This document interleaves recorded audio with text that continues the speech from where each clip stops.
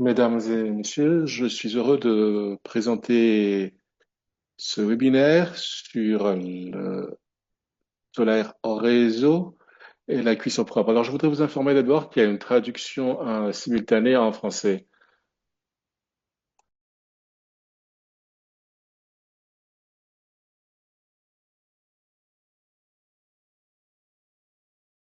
Je voudrais saluer la présence de beaucoup de participants du Niger et de beaucoup d'autres pays de la région, notamment des représentants du ministère de l'Énergie, le directeur général de Amersol, le directeur de la division de l'énergie de la cuisson à l'énergie, le ministère de l'énergie, le coordinateur de l'UEP et son équipe, les membres du comité de sélection de Arzekinfin, des acteurs du secteur privé qui sont actifs dans le solaire hors réseau et la cuisson. Alors, ceci montre la dynamique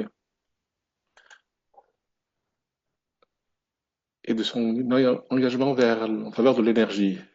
Je n'ai pas fait partie de la préparation de ASCII, mais je suis le TTL pour ASCII depuis sa mise en œuvre en 2022. Ce que j'ai entendu, c'est qu'il y a eu beaucoup de discussions passionnées entre les institutions de développement et mes collègues vont mentionner cela durant la préparation. Il était clair que le secteur privé doit être mobilisé et encouragé à prendre sa part dans les efforts, mais qu'il fallait aussi un appui public pour surmonter les contraintes économiques. Et de ce fait, il y a eu un fonds, il y a eu un besoin d'inclure la cuisson propre et efficace pour capitaliser sur les expériences précédentes et complémenter le projet, l'approche du projet. Et de ce fait, il y a eu ce fonds conjoint entre la cuisson et l'énergie. Ça n'existait pas encore au niveau de la région, même pas au niveau du pays. Donc, c'était donc une nouvelle approche. Maintenant, je vais donner une idée du projet ASKE dans le contexte du Niger en tant qu'économiste principal de l'énergie et chef d'équipe du projet ASKE. Et ensuite, je vais passer la parole à Yuri, qui est le spécialiste principal en énergie et qui a fait partie de l'équipe, et à Laurent Durix, qui est un consultant principal pour discuter de la mise en place et de la mise en œuvre du projet SK. Et ensuite, nous aurons le gestionnaire du fonds, Madame Ania, qui va également présenter et ensuite, nous aurons un moment pour les questions et les réponses. Nous demandons à l'audience de rester en mode silencieux, d'écrire les questions dans le chat et nous allons y répondre durant la séance de questions-réponses. Diapositive 1, s'il vous plaît.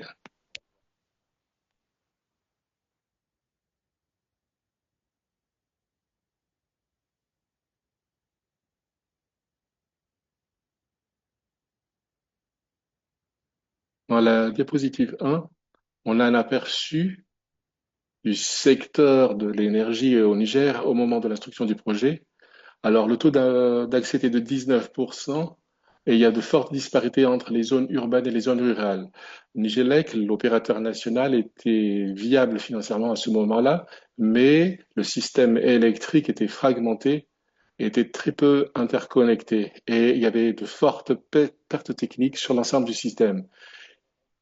Il y avait quelques systèmes de réseaux solaires, mais il y avait très peu de travaux en matière de cuisson propre. Il y avait peu d'expérience également en ce qui concerne l'électricité pour tous. Diapositive 2. Je montre également le compact de l'énergie qui a été approuvé en juin 2025. Le Niger est l'un des premiers pays à avoir préparé un compact énergie au niveau national. Alors, c'est conforme avec la stratégie d'accès à l'électricité qui a été développée au moment de la préparation du projet ASKE. Les principaux objectifs de ce compact sont de brancher près de 40 millions de personnes d'ici 2030 pour augmenter le taux d'accès à l'électricité à 60%. Et la Banque mondiale s'est engagée à raccorder 1,93 million de personnes. La deuxième personne, c'est d'augmenter la part des énergies renouvelables à 30%. Le troisième objectif, c'est d'accès aux solutions de cuisson propre à 12% de la population, alors que c'est à 6% actuellement par la promotion des kits de gaz individuels et des réchauds améliorés. Le quatrième objectif, c'est de créer un environnement favorable pour la participation du secteur privé dans le secteur de l'énergie. Et tout cela est conforme avec la SNAE. Diapositive 3. Alors, dans ce contexte, l'APM ASCII, ça veut dire l'approche programmatique multiphase. Un MPA national a été conçu en 3 phases. En 2020, pour une durée de 10 ans, c'est-à-dire jusqu'en 2030, qui est également l'horizon des ODD et l'horizon de Compact Énergie. Alors, le coût total du projet de l'APM, qui est à la hauteur de l'ambition du Compact, est de 842,5 millions de dollars et la phase 1 ASCII, dont nous allons discuter aujourd'hui, représente 317,5 millions de dollars. Et 310 millions de dollars sont de l'IDA en tant que don et un autre de SMAP, un fonds fiduciaire exécuté par le bénéficiaire. L'objectif de cet APM, qui est à phase multiple, c'est d'augmenter l'accès à l'électricité qui est durable, fiable et abordable au Niger. Alors, les principaux résultats attendus c'est raccorder au moins 7 millions de personnes à l'électricité d'ici 2030, s'assurer qu'au moins 10 structures publiques reçoivent de l'électricité ou des services améliorés et avoir 5 millions de personnes qui obtiennent des solutions de cuisson propre, nouvelles ou améliorées. Diapositive suivante. Et nous voyons ici, on en vient à ASCII 1, qui est le premier projet de cette approche à 3 phases. Alors, elle comporte 4 composantes. La composante 1, apporte sur le réseau et on travaille avec Nigelec pour cela, c'est le renforcement du réseau de transmission et de distribution. La composante 3 est effectuée avec Nigelec et l'agence d'électrification rurale, Ampère, et elle consiste à renforcer l'accès au hors réseau. Excusez-moi, c'était la composante 2. Et la composante 3, sur laquelle on travaille intensivement, c'est de renforcer l'écosystème pour le développement de solaire hors réseau et la cuisson propre. Et la composante 4, c'est l'assistance technique. Alors, la composante 3, nous allons nous concentrer sur cette composante 3. Alors, il s'agit d'assurer l'électrification des services publics, le solaire hors réseau pour les ménages, l'accès à la cuisson propre et en particulier, nous allons présenter le fonds Azekin, ASKE, qui fait partie de cette composante 3. Il est en place maintenant depuis août 2025. Je vais maintenant passer la parole à Monsieur Yori, qui est le spécialiste principal en énergie. Et il va poursuivre la présentation. Merci beaucoup, Manuel. Bon après-midi. Bonjour à ceux qui sont d'ici. Donc, je vais parcourir les 3 prochaines diapositives qui va parler de la situation du secteur de l'énergie solaire au moment de la préparation du projet et du projet sur la cuisson propre. Alors, on va commencer avec le secteur solaire. Alors, au moment de la préparation, on aurait voulu avoir un projet on avait déjà un projet qui marchait, qui consistait à améliorer l'écosystème pour l'énergie solaire. C'était le projet NESAP. Alors, ce projet était axé à travers une ligne de crédit, accès au financement pour les PME qui travaillent sur l'énergie solaire pour qu'ils puissent ensuite introduire d'autres produits dans le pays et donc vraiment le répandre dans le pays. C'était donc l'objectif initial. Et on avait également le renforcement de capacité en supplément et des appuis soft pour améliorer l'écosystème, tels que l'exemption de taxes pour les produits solaires. Alors ce projet a été une réussite parce que 89% de la ligne de crédit a été absorbée, mais également, elle nous a également permis de voir ce qui se passait dans le secteur et ce qu'il fallait encore faire pour continuer à développer le secteur de l'énergie solaire. L'un des problèmes que nous avons rencontrés quand les compagnies solaires ont pu avoir accès aux fonds, ils ont pu commander les équipements et le faire venir dans le pays. Mais là, maintenant, ils avaient des problèmes. C'était la distribution des produits sur l'ensemble du pays et la vente de ces produits. Et nous avons constaté que même que lorsqu'il y avait une exemption de taxes sur ces produits, les produits de qualité qui étaient promus représentaient encore 8 fois le coût des produits de faible qualité. Donc c'était vraiment, ils ne pouvaient pas être concurrentiels sur le marché. Alors nous voyons là où étaient les lacunes, l'écart pour que le secteur privé puisse continuer à élargir leur travail, en particulier dans les zones rurales. Et c'est comme ça que nous avons développé les activités que nous mettons en œuvre actuellement, c'est-à-dire sous ASCII.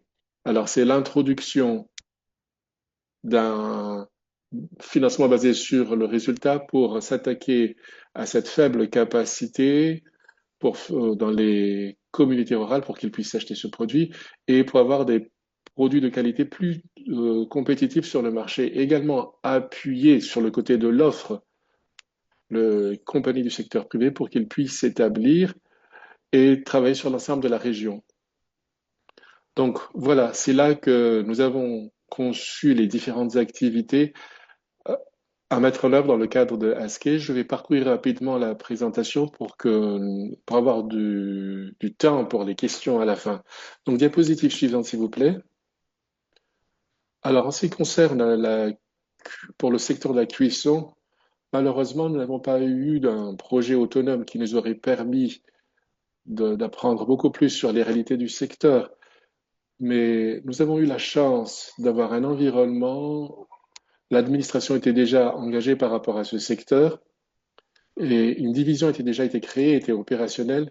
Et il y avait également une étude qui nous a permis de segmenter le secteur en 3 parties.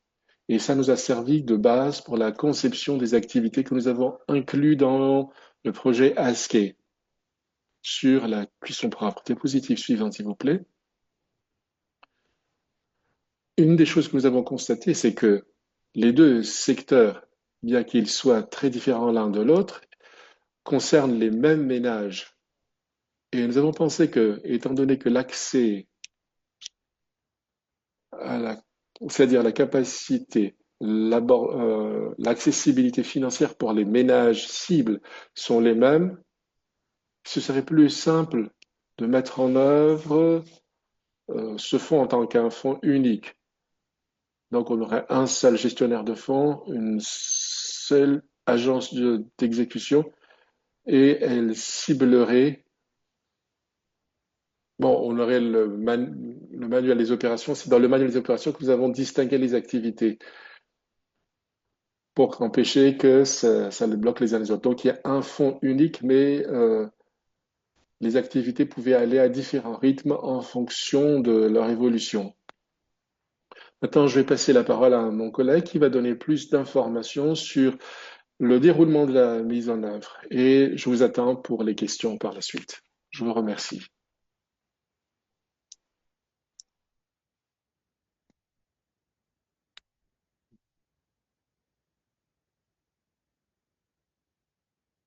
Est-ce que vous m'entendez?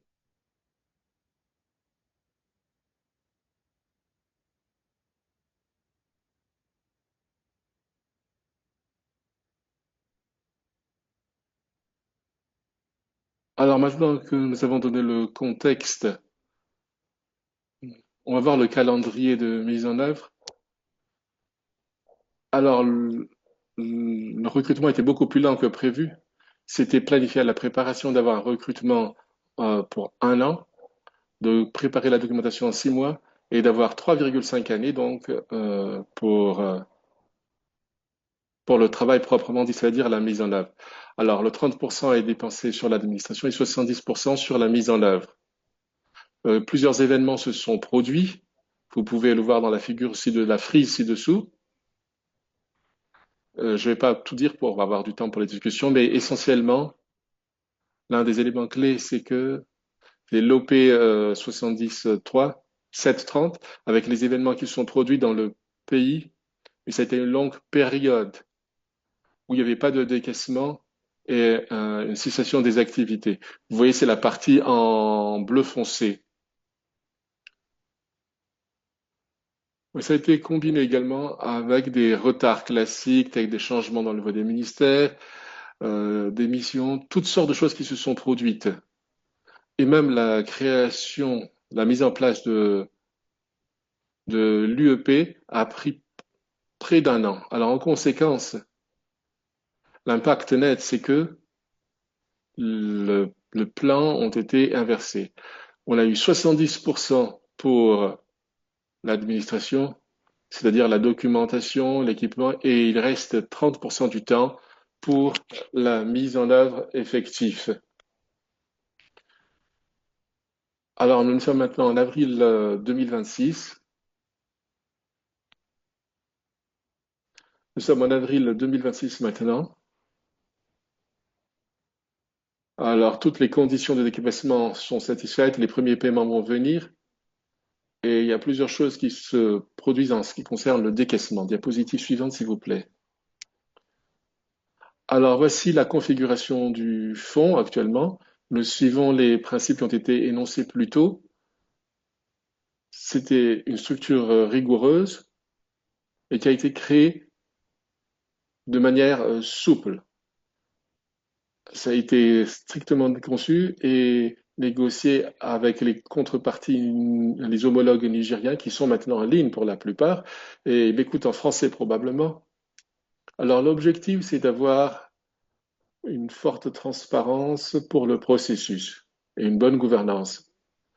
Vu les contraintes de temps, le fonds a été juste lancé avec deux guichets et un seul mécanisme, le FBR, qui a été approuvé par le ministre, et peut-être il est là, mais je n'ai pas une confirmation complète. Le ministre de l'Énergie. Donc, il y a deux grands piliers, c'est la cuisson et le solaire. Et ça a été mis en place en 2025. C'est pleinement opérationnel maintenant. Donc, il y a deux facilités de paiement. C'est le financement basé sur les résultats et le mécanisme catalytique et avec quatre guichets dans chacun de ces piliers. Et donc, on a deux sources de financement. Alors, ce que je veux dire, c'est que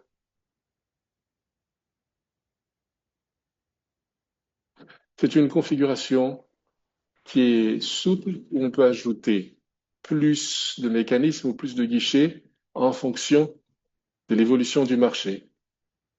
Suivant, s'il vous plaît. Je vais parcourir rapidement les éléments clés de la mise en œuvre.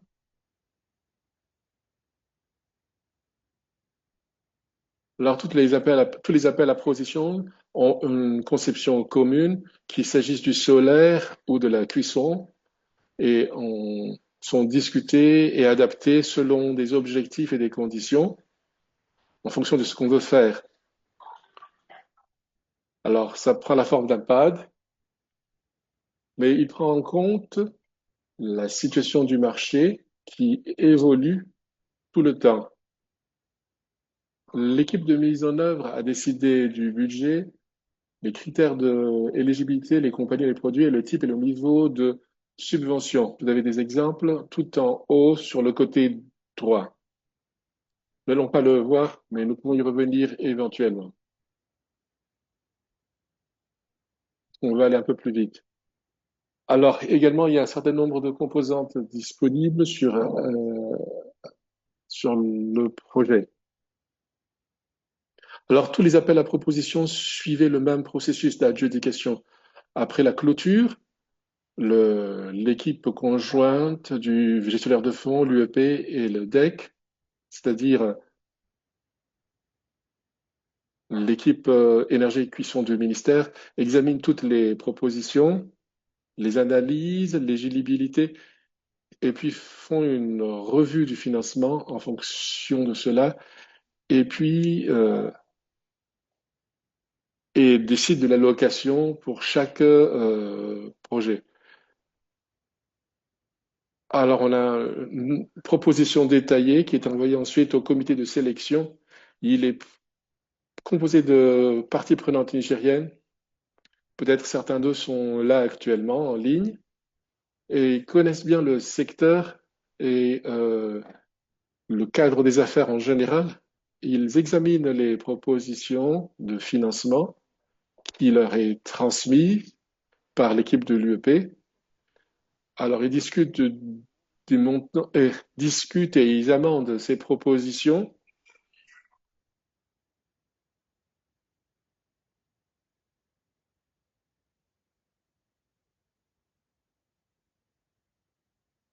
Oui. Ensuite, après cela, il y a un vote de décision qui est la décision officielle. Et par la suite, les candidats sont informés de l'issue et ils signent le contrat pour cela. Diapositive suivante.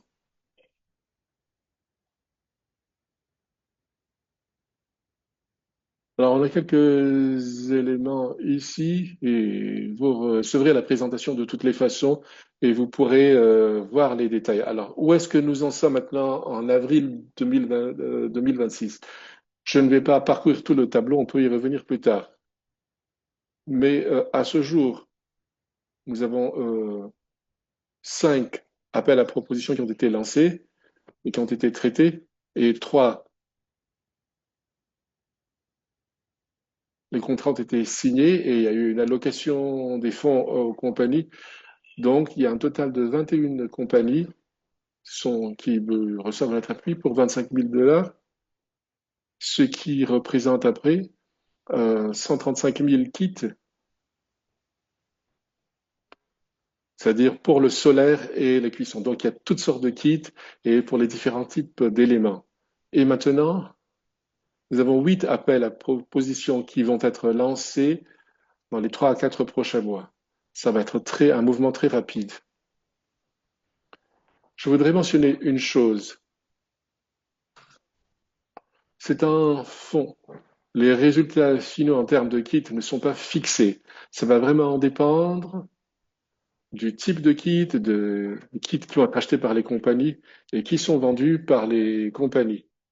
Mais également en termes de demande des ménages, est-ce qu'ils vont préférer des kits plus meilleur marché ou plus chers? Et cela va réduire le nombre de kits qui vont être distribués avec les fonds disponibles. Alors, il y a un nombre d'images intéressantes que je voudrais montrer. Le préfinancement est d'une valeur importante pour le marché.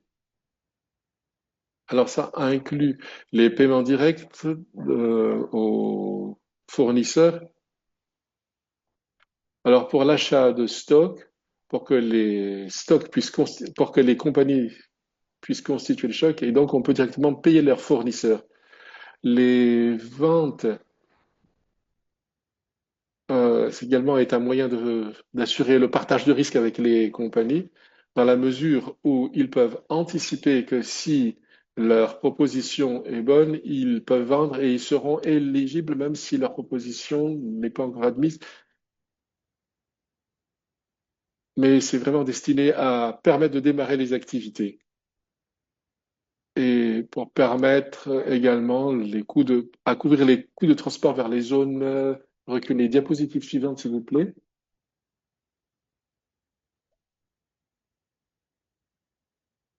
En conclusion, avec le temps qui me reste, qu'est-ce que nous avons dû adapter et quels sont les retours d'expérience? Il n'y a pas eu de changement dans la conception générale, mais il y a eu des choses qui ont dû être adaptées, notamment à cause des contraintes de temps et l'évolution de l'environnement. Alors, il fallait d'abord s'adapter aux circonstances. Les homologues nationaux ont été impliqués plus rapidement et plus fortement, mais ça a créé plus de confusion. C'est difficile d'apporter plus d'appui parce qu'on ne voit pas ceci en place au départ. Donc il y a eu énormément de discussions et de retard, mais ça a été quelque chose de positif parce qu'il y a eu une bonne appropriation du côté nigérien. Alors le fonds reste basé sur les résultats, mais il est plus axé sur les niveaux en amont et parce que le marché est encore à ses premiers stades, en particulier en ce qui concerne la cuisson avec la biomasse. Donc, il y a un appui pour le démarrage. Ensuite,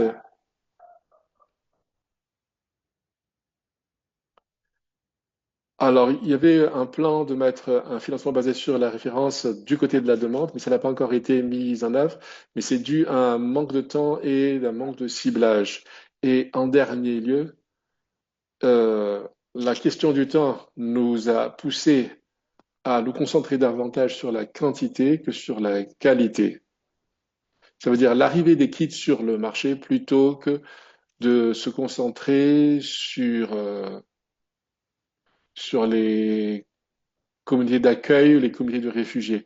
Donc c'est quelque chose qui pourrait être fait avec un bon ciblage. Il s'agissait vraiment d'assurer en premier lieu que les kits étaient disponibles sur le marché. Alors, quelques enseignements que nous avons pu voir, il ne faut pas estimer le temps nécessaire pour les phases administratives, et ça concerne toutes les administrations. Plus il y a de l'administration, plus ça demande de temps, que ce soit l'administration nationale, la Banque mondiale ou l'UEP. Alors, c'est un élément important de la réalité.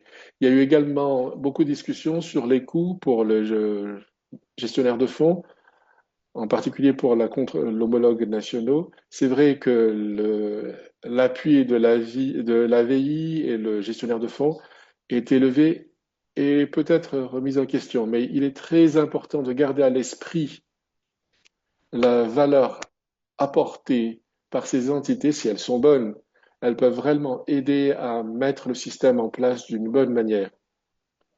Et en dernier point, avec un instrument tel que le financement basé par le résultat, c'est un peu difficile à le mettre en place. Alors que lorsqu'il y a des choses imprévues qui se produisent, les choses vont de manière différente. Et malheureusement, et il y a donc des différences entre les parties prenantes et le gouvernement se soucie des déchets, le secteur privé se soucie que les fonds n'arrivent pas à temps et ainsi de suite.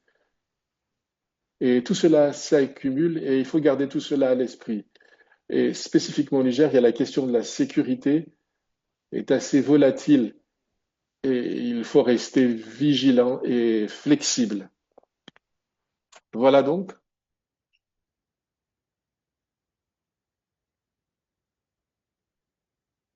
Euh,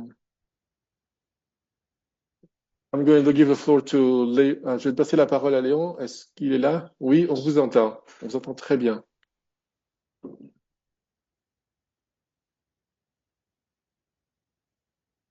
Je viens d'arriver, je m'excuse.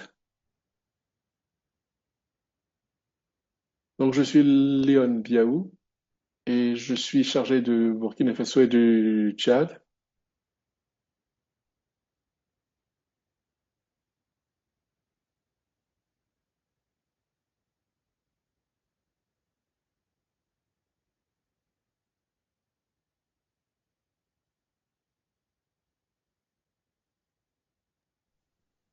Ce que je voulais dire, c'est que nous avons été honorés d'avoir notre ministère, notre ministre de l'Énergie en ligne. Donc, on a essayé de finir la présentation et j'aimerais l'inviter à partager quelques réflexions et pour aller vite, j'aimerais donc donner la parole au ministre pour parler à l'audience. Anya, est-ce que vous pouvez nous rejoindre?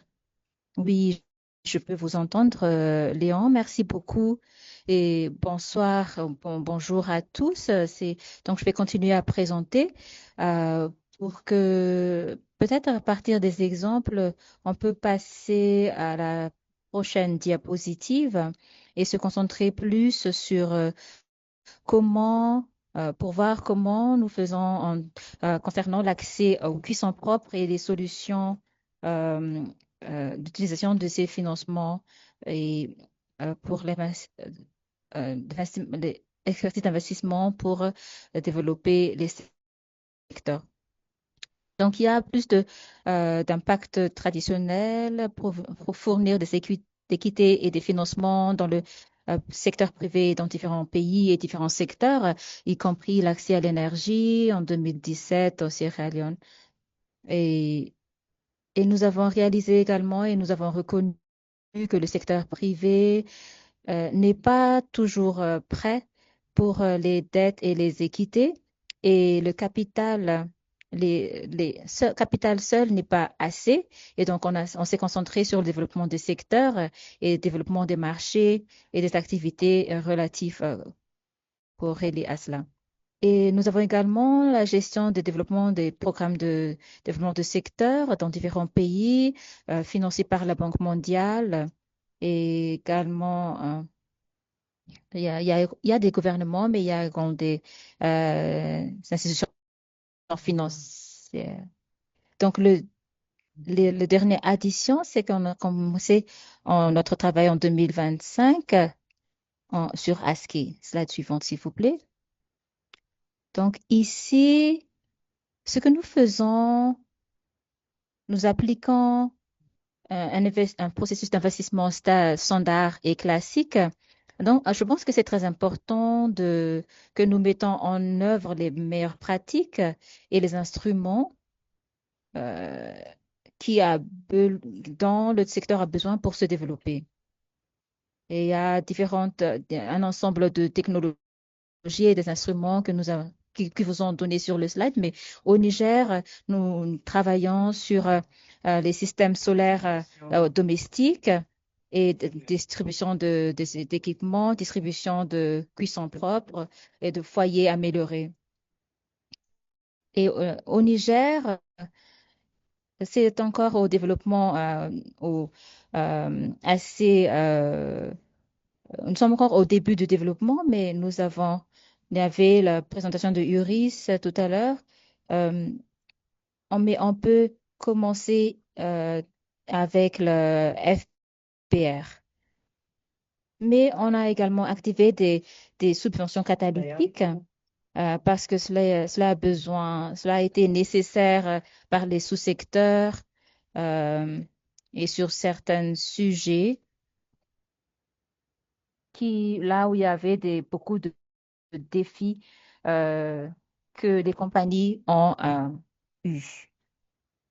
Également, j'aimerais présenter comme perspective pour les secteurs privés.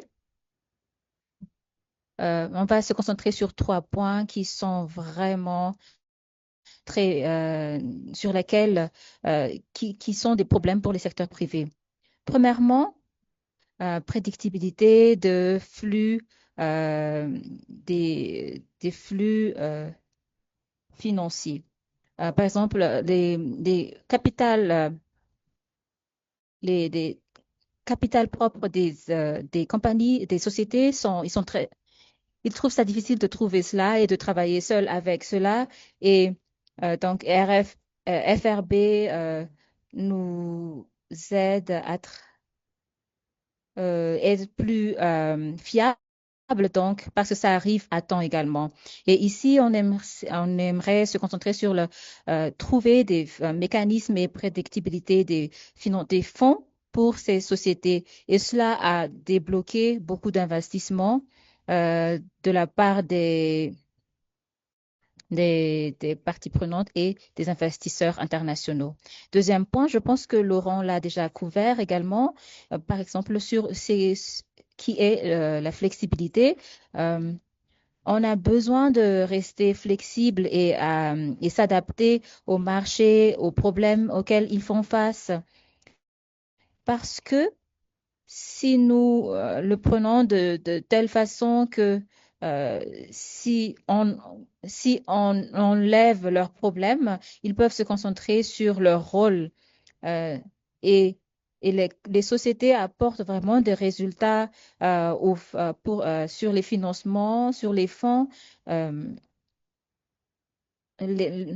la façon dont nous les traitons leur permet de produire des résultats. Et ils ont parlé également de euh, soutien d'urgence, des motivations ciblées. Et dernier, mais pas le moindre, le rôle de, de fund manager qui est la transparence. Nous assurons donc que des règles claires soient établies et communiquées et mis en œuvre. Donc, on joue des rôles d'intermédiaire entre le secteur public et privé et nous assurons que toutes les communications se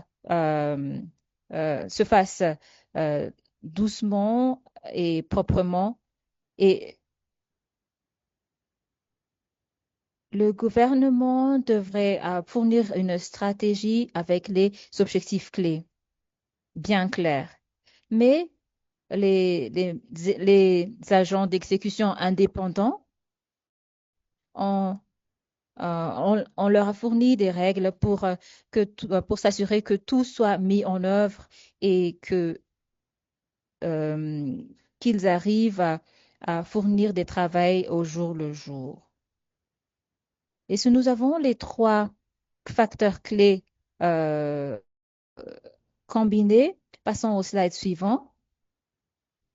On peut parler des facteurs clés de succès, qui est la confiance, qui a été établie entre différentes parties prenantes, et cela assure que les résultats soient produits. Les sociétés du secteur privé, par- ils, ils arrivent à faire leurs activités, ils accroissent leur investissement et, et cela nous donne des exemples concrets qui apportent des bénéfices à la société, mais aussi au gouvernement. Et nous avons noté et quand remarqué que, euh, par exemple, un, un sur 20 des bénéficiaires euh, arrivent sont, à enregistrer leurs taxes.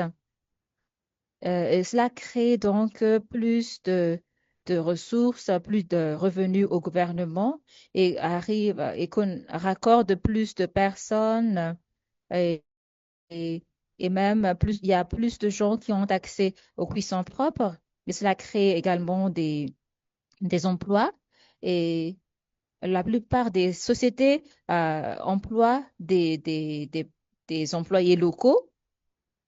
Il y a également il y a une coopérative de femmes qui a été créée et qui apporte plus d'impact en termes des impacts économiques et sociaux principalement. Voilà donc les points à retenir pour moi. Juste pour vous dire qu'on est là pour mettre en œuvre les meilleures pratiques dans tout ce que nous faisons et débloquer les potentiels de tous les parties prenantes impliquées. Et cela nous aide à avoir des résultats. Merci, merci beaucoup. Je vais m'arrêter là. Merci beaucoup, Anya. Avant de donner la parole donc à notre Excellence, j'aimerais juste rajouter que pour nous, au sein de l'ASCE, les bénéficiaires, c'est la population, voilà, nos utilisateurs finaux, parce que c'est pour eux que nous apportons de la solution, nous créons des emplois. Il y a également des mécanismes pour euh, impliquer le secteur privé en tant qu'agent de développement. Voilà donc un point de jonction où la population a besoin, qui joint les besoins de la population et les besoins des sociétés.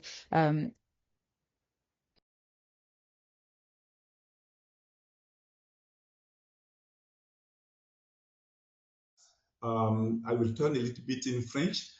Excellence, Madame la Ministre, merci pour votre patience et merci beaucoup aussi pour le temps que vous avez consacré à vous joindre à cette présentation qui vise en premier lieu à mobiliser plus le secteur privé pour apporter des solutions d'électrification hors réseau et de cuisson propre aux populations en utilisant les mécanismes que l'État a mis en place. Sur ce, je vais vous passer la parole pour votre mot et vos réflexions sur cette séance. Merci. À vous, Madame la Ministre. Bien, merci, Monsieur Léon. Merci à tous. Bonjour à tous. Désolée de vous avoir pour ce retard qui est indépendant de ma volonté. C'est un grand plaisir pour moi d'être avec vous et à ce webinaire consacré au fonds arzikien ASKI. Bon, comme vous le savez bien, le Niger s'est engagé dans la dynamique du compact énergétique. Dans les deux objectifs, c'est d'abord atteindre 12% l'énergie de cuisson propre et une part de 30% des énergies renouvelables dans le mix énergétique national. Bon, j'ai suivi les échanges, les présentations avec intérêt et je suis certain que à travers ces échanges sortiront des expériences qui, sans nul doute, sera au bénéfice du Niger, donc enrichira le Niger dans les deux secteurs, que ce soit l'énergie de cuisson propre, mais aussi dans les énergies renouvelables. Donc, je n'ai pas grand-chose à dire. Je voulais juste dire qu'ensemble, nous allons avancer vers un avenir où chaque foyer aura accès à cette énergie propre. Merci beaucoup. Merci, Excellence, Madame la Ministre. Je peux vous garantir que votre présence seulement est vraiment un gros réconfort pour nous et nous sommes vraiment heureux que vous ayez pu avoir le temps à consacrer à cette présentation, ce qui dénote de l'intérêt et de la priorité que vous placez à ce que nous faisons et surtout aussi dans l'agenda de la mission 300. Donc maintenant, nous avons terminé la présentation. Nous avons quelques minutes restantes dans cette présentation. Donc, je vais commencer à vous donner la parole pour les questions. Merci à tous ceux qui ont déjà déposé leurs questions dans le chat. Si vous avez des questions en sus actuellement, vous pouvez toujours les mettre ici. Une question de Federico. Federico aimerait savoir si le RBL, le FPR, l'infrastructure FPR permet l'accès à ces voilà une question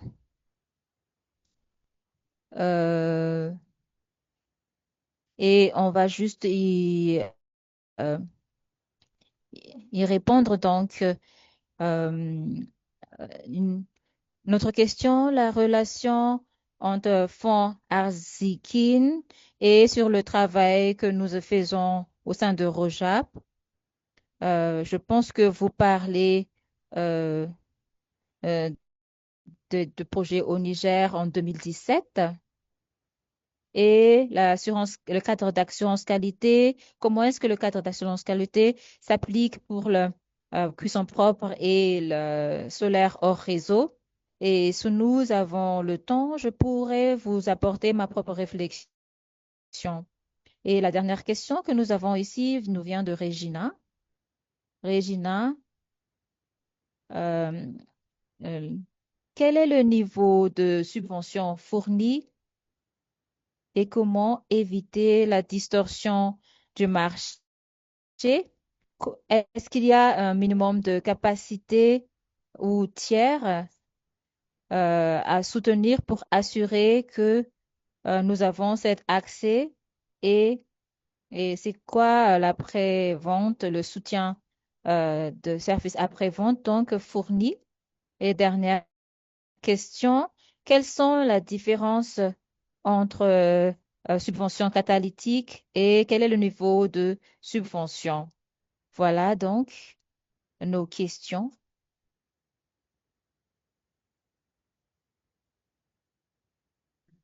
Merci beaucoup, Rio. Donc, je vous donne la parole.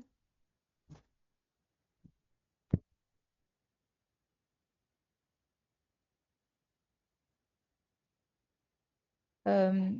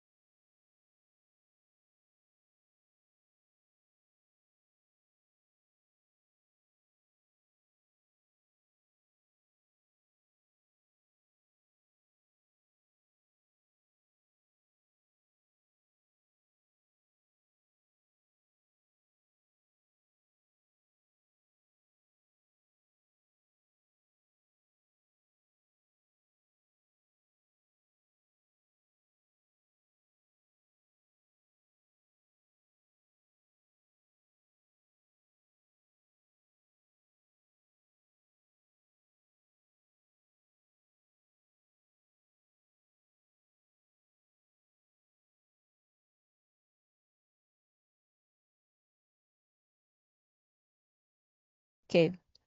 Donc, passons en anglais, c'est pas grave. La première question, c'est sur la société, les profilages des sociétés, comme j'ai mentionné tout à l'heure, au Niger. Euh, Comme l'activité que nous avons des sociétés de secteur privé, dépendamment des volumes des opérations, mais nous avons déjà des sociétés qui travaillent avec nous. Nous avons donc également des prestataires, des fournisseurs pour les produits solaires, par exemple, qui a été réduit intentionnellement. Nous avons cette coopération entre les fournisseurs qui sont des distributeurs locaux existaient déjà pendant des années. Donc, on n'a pas eu besoin à, en contracter de sociétés, nouvelles sociétés. La deuxième question, c'est sur le RBF et la subvention catalytique. La différence, c'est que RBF, cela veut dire FBR, financement basé sur le résultat. Donc, nous compensons les sociétés pour vendre plus sur la base de leurs résultats. Donc, c'est qu'un type de bonus qui, sur la base de chaque produit vendu.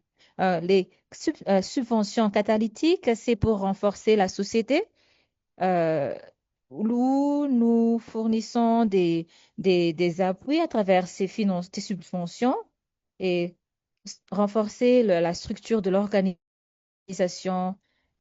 C'est pas sur la base des ventes de produits, mais c'est le renforcement de la structure de la société. J'espère que j'ai bien répondu à la question. Anya, puisque vous êtes encore là, est-ce que vous pourrez apporter plus de réflexion sur le niveau de subvention euh, fourni? Le niveau de subvention a été présenté par Laurent pour les solaires. C'était dans la présentation. Donc, pour le Niger, nous nous sommes concentrés sur le prix des produits fournis au Niger parce qu'il y a encore les défis, les problèmes de transport. Et donc, le niveau de subvention, c'est sur le prix. C'est pour donc gérer les prix quand ils sont délivrés au Niger. Et pour différentes catégories de produits également, nous avons différents niveaux de subvention, de motivation. Mais cela dépend également de ce que nous voulons promouvoir. Euh, Ça dépend de l'initiative du gouvernement. Nous avons discuté du niveau des motivations et discuté du type de produit ou de type de service qui est nécessaire dont la population a besoin. Et, cela, c'est des initiatives qui nous viennent du gouvernement, mais on a essayé d'aborder également, d'impliquer des secteurs privés, le secteur privé. Et voilà pour les produits solaires, mais on aimerait avoir pour les utilisateurs des produits et pour la cuisson propre. La logique à chaque fois est toujours différente parce qu'on doit s'ajuster au secteur que nous aimerions cibler et aux objectifs que nous aimerions atteindre. Et ici, vous pouvez voir, par exemple, euh, les plus le système le plus coûteux, le système le plus puissant, il y a là où et il y a moins de subventions en termes de pourcentage, mais euh, on essaie donc de promouvoir des solutions, de promouvoir des motivations géographiques et également essayer de faire face à ces défis. Mais c'est toujours aligné et cohérent à nos objectifs. Merci, Laurent. Est-ce que vous voulez ajouter quelque chose? Dans l'intérêt du temps, je pense pas, mais notre collègue Yuri va répondre à la question relative au ROJAP. Mais euh, concernant le ROJAP, moi personnellement, je ne collabore pas, je ne travaille pas avec l'équipe de ROJAP, mais nous avons euh, certaines des sociétés qui reçoivent des soutiens des appuis de notre part, reçoivent également des appuis de la part de ROJAP. Mais par exemple, Endev, ils avaient des activités financées dans le secteur du solaire, énergie solaire, qui ont été financées par les deux. Mais cela, mais c'est notre équipe quand nous développons, donc élaborons notre proposition de financement, nous étudions personnellement ces différents types de questions et sujets. Oui, j'aimerais peut-être rajouter quelque chose sur Rojab Laurent. Ce travail au Niger nous vient de différentes études et de projets. Et en 2017, par exemple, quand nous avons commencé, il y avait différents types de barrières. Le premier instrument, et j'entends plus,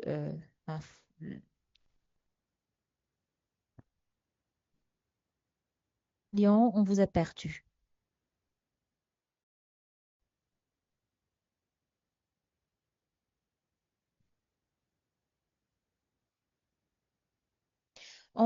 Vous avez été coupé, Lyon, et on n'a plus.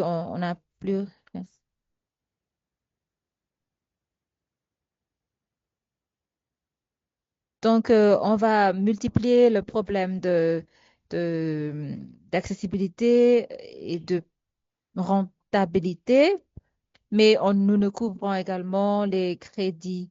euh, nous ne couvrons pas cela comme ligne de crédit. Nous sommes dans un marché très récent et euh, plus d'efforts est nécessaire.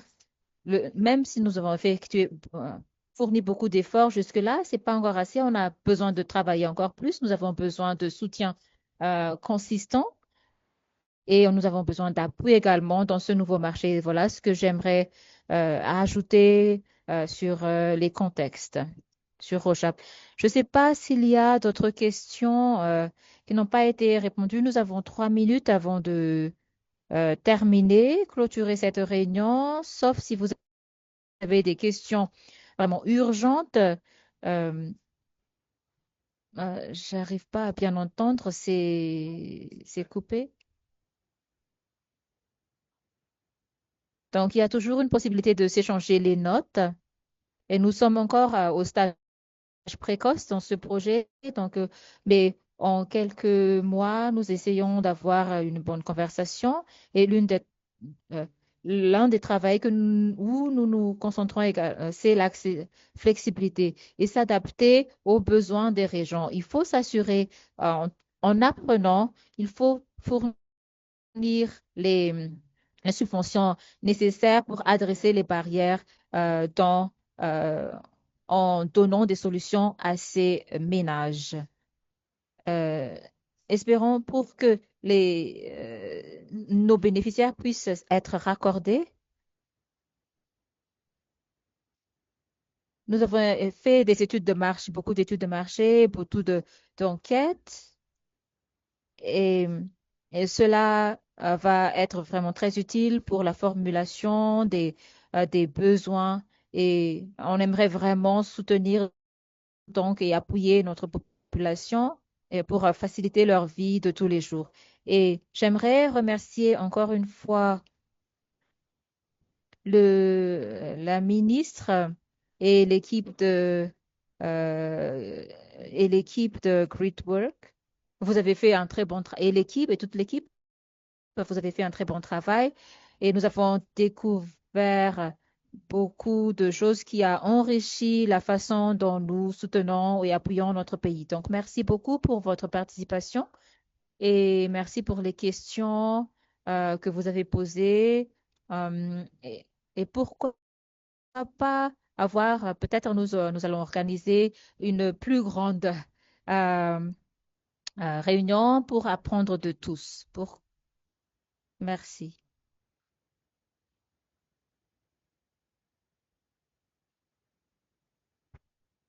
Merci beaucoup, Léon. Cela clôture notre session d'aujourd'hui à temps. Cela a été enregistré et accessible à tous. Merci.